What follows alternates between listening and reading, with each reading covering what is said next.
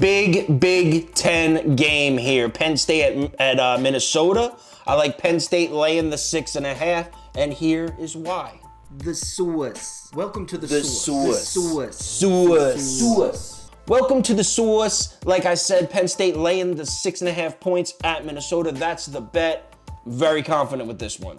Penn State's way more talented. Minnesota hasn't beaten Penn State since 2013.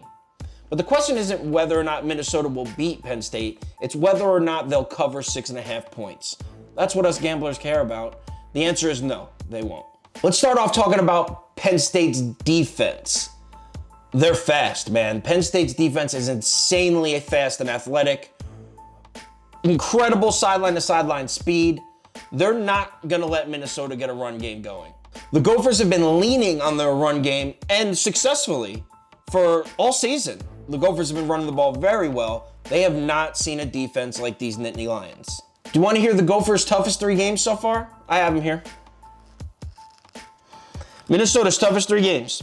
Illinois, Nebraska, Purdue. Come on now. This is Penn State. Now, on the other side of the ball, Minnesota's defense is sharp, and I can see them giving Penn State some problems. Penn State's offense, although it has some athletes, has been a little inconsistent. It has not been a dominant force, as you would expect from the number 5 team, or number 4? I think they're number 5. It has not been a consistent dominant force. There are a bunch of athletes that make plays occasionally. I think they'll struggle to get the run game going. But they have KJ Hamler. Have you guys been watching this kid? Unbelievable athlete. KJ Hamler is an absolute savage. Top 5 receiver in the country easily, and possibly the best when it comes to making guys miss with the ball in his hands after the catch. So like I said, the Minnesota defense will probably give the Penn State offense some trouble as far as establishing the run game. I can see Penn State struggling with that, but it's only a matter of time before Hamler rips off a big play, and Minnesota's offense is not going to be able to fight their way back into it against Penn State's defense. Can't happen. But before I give you my score prediction, let's see what the stew and the soup have to say. All right, and we're back. I'm still in my car. It's pretty cold. So, the final of my 3 picks, the creme de la creme of college football, the magnus opus, a guaranteed lock.